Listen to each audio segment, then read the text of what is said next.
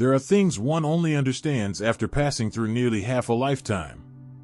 Not because they are difficult, but because we're too busy to pause and listen to ourselves. I once thought life was a journey to acquire many things: money, fame, love, recognition. But the longer I live, the more I see, life never asks us to outdo anyone.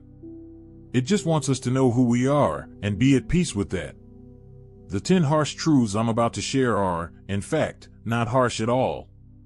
They're simply the things we often overlook, small lessons life sends us, so softly, sometimes as a wound, sometimes as a quiet pause.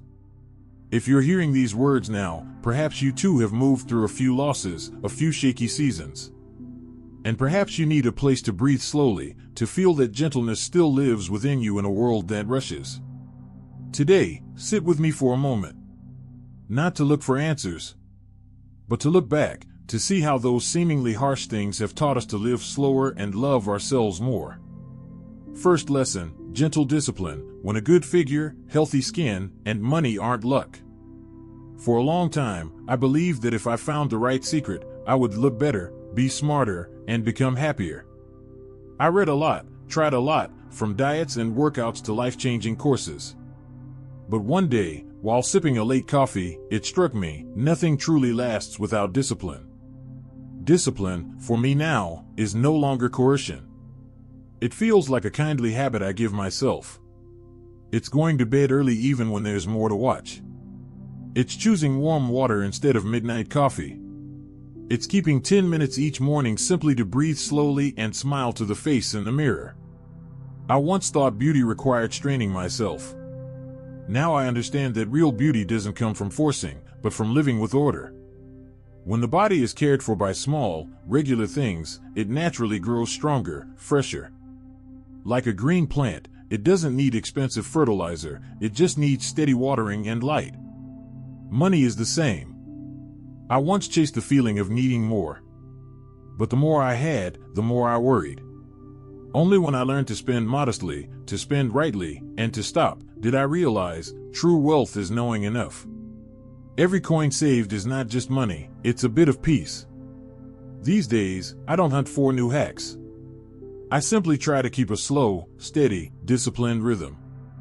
Because I've realized, a good figure, bright skin, or a sufficient life, all result from honoring myself each day.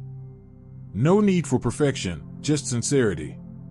And if I must choose one thing to change my life, I'll choose discipline, the gentle kind, humane toward myself. Second lesson: agency, when we learn to steer our own lives. There was a time I lived like a boat pushed by wind. Schedules, work, relationships, everything swept me along so fast I forgot what I wanted. Each morning, the phone buzzed, and I lunged into a chain of reactions, replying to messages, handling tasks, scrolling. And so a day passed in which I wasn't truly present. One late night, when everything was dim and quiet, I sat under a warm lamp and asked, if I don't choose, who will choose my life for me? That question woke me up. From then on, I began again, not with grand gestures, but with small changes. I woke 15 minutes earlier and wrote a few lines about what I wanted to do that day. I learned to say no to what drained me and yes to what nourished my spirit, even if it was just one morning offline. Agency, to me now, is no longer control over everything. It is the right to choose pace, joy, and response. When we take the initiative, the world is no longer a torrent dragging us, but a river we can row, even slowly. I realized no one can live a kinder life for me. Others may help, may advise, but only I know what brings me peace. Each day I still lose rhythm, still feel tired, still sometimes want to let go. But then I remember, as long as today I have one small choice to be true to myself, that is enough. No need to change the whole world, just the way I walk through it. Because sometimes, growing up is not about knowing more, but about holding the wheel, even for a short stretch of a long journey. Third lesson: choosing to stay near light, learning to praise, not to put down. When I was young, I thought speaking bluntly was a form of honesty. I liked to give feedback, even criticism, with good intent, but I lacked gentleness. Gradually I realized, words can help people change, or they can make people retreat forever. And sometimes what I called frankness was merely a lack of tact wrapped in the name of truth. Once, I worked with a soft-spoken boss.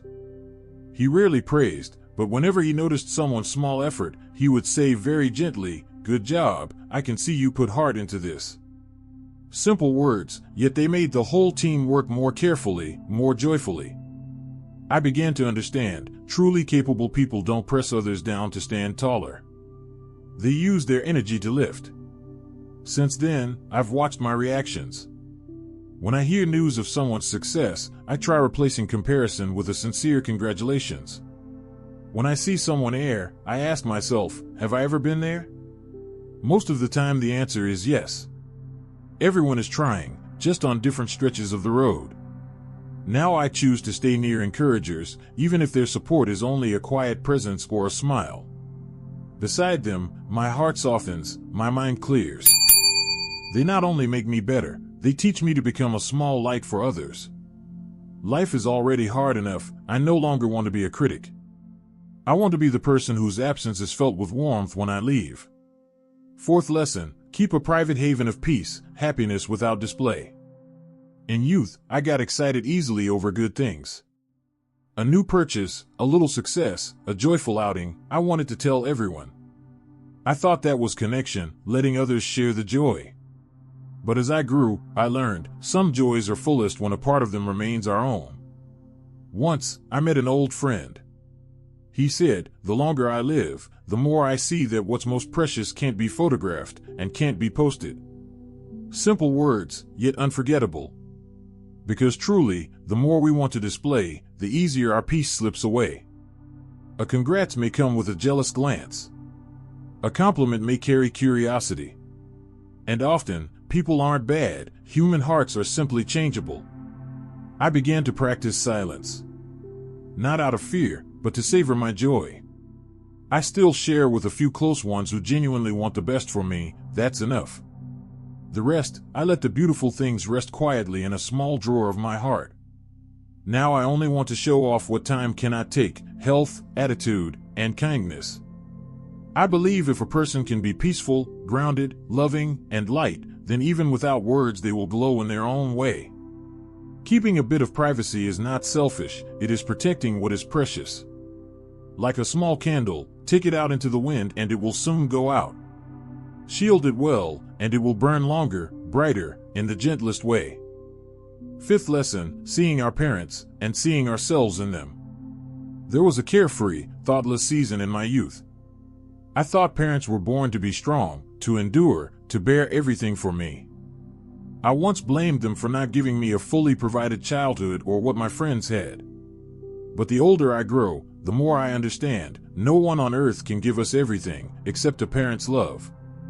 When I began to fend for myself, pay bills, work, I realized earning money is no easy task. On weary evenings, looking around a small apartment, I suddenly remembered the years my parents lived the same way. The difference was, they never complained. They just smiled, said we're fine, and kept going.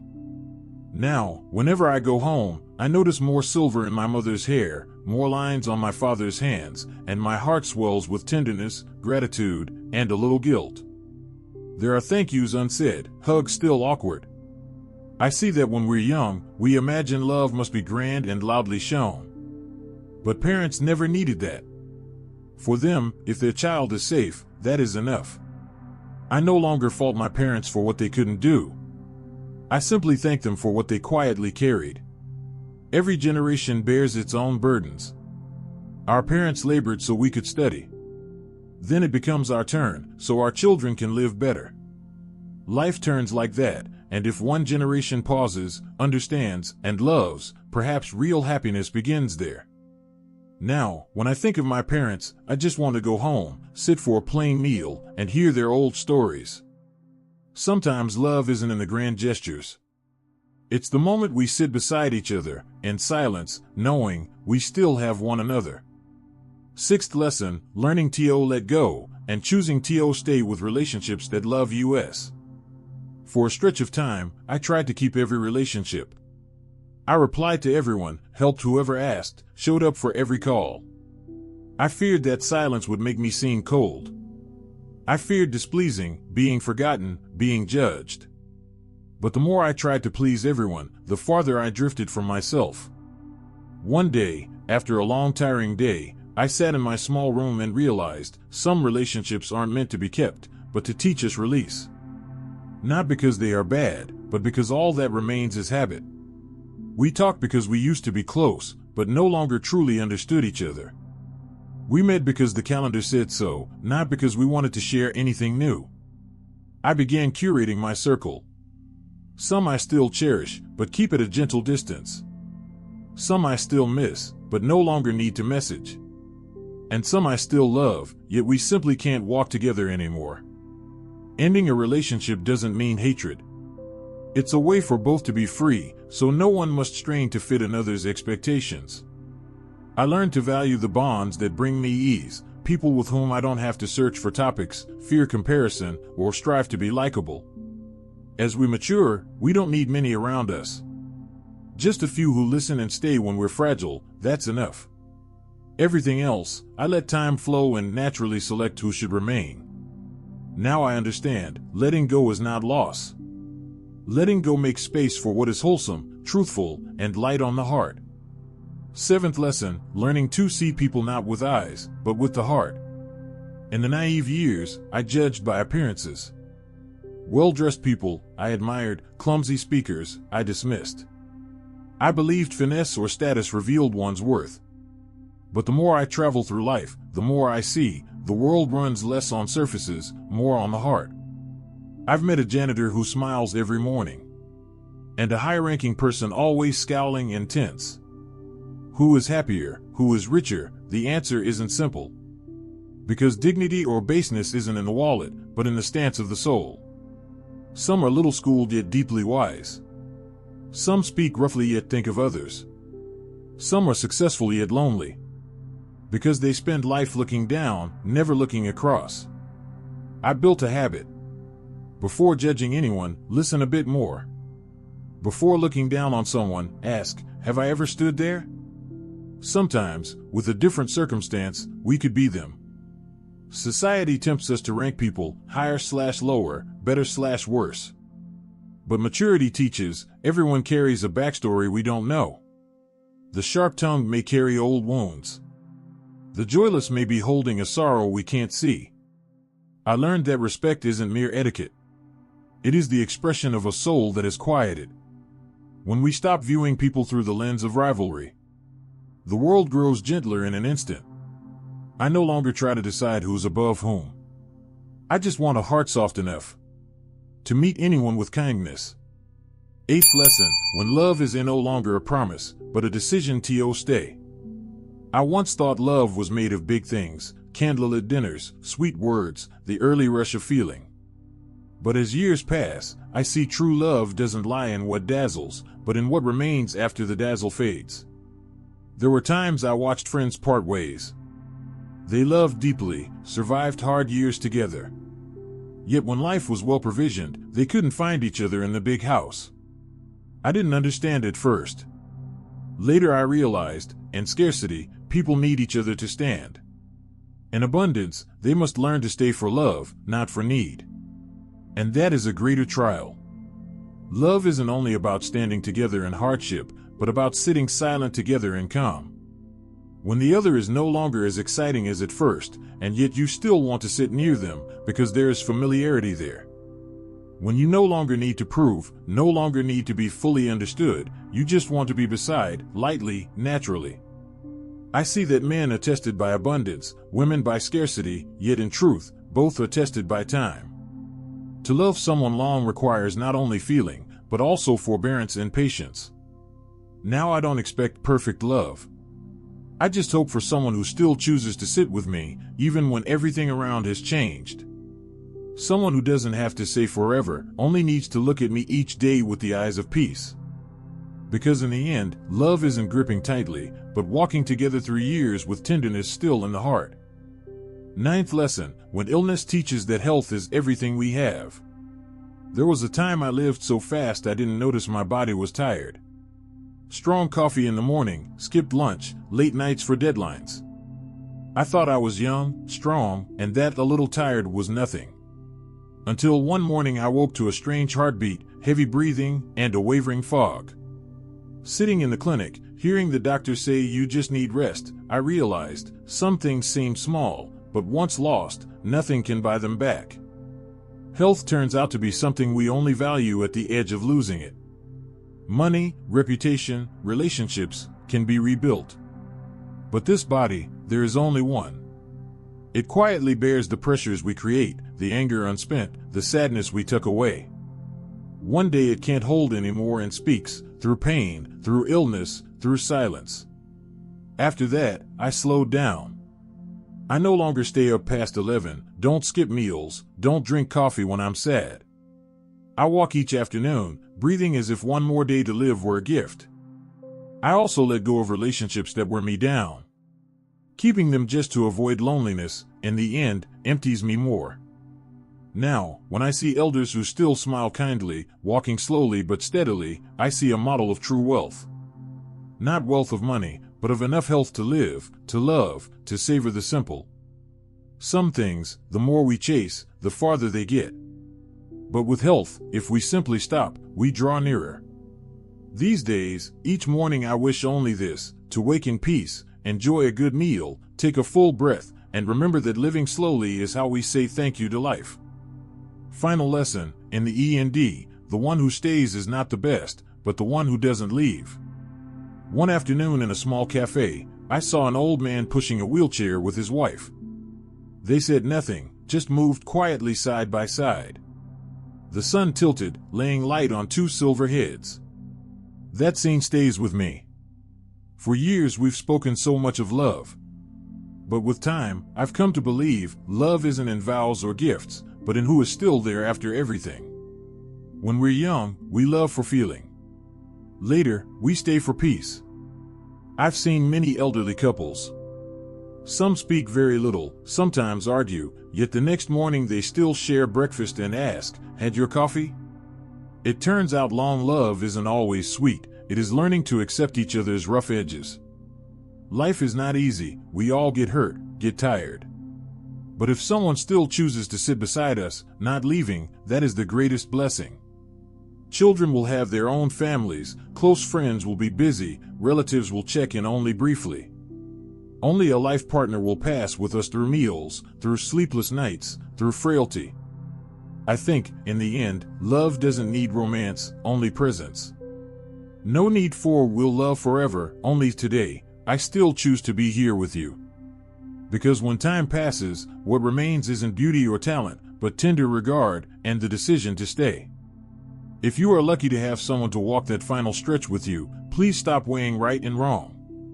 Hold their hand, tell them an old story, smile softly. To call someone my life partner, sometimes that is the greatest grace life can give. And, looking back, everything grows lighter. After all, I've learned this. Life has never been easy, but it has never been wholly cruel. It's a braid of small trials and tender moments that we will miss if we don't slow down. These 10 things I've shared, you may have heard them somewhere. Or you may be living parts of them now. But what matters is not remembering them with the mind. It's feeling them with the heart. If one day you find yourself lost in a crowd, remember, if you simply return to your breath, to your small, true rhythm, you're already halfway back to peace. I believe everyone has their own harsh truths. Yet when we learn to see them with a gentler gaze, we find that life has been smiling at us all along, just in another way. If you have something to share, a lesson, an experience that shifted your view of life, leave it below in the comments. Perhaps your story will be a small lamp warming someone who's walking in the night.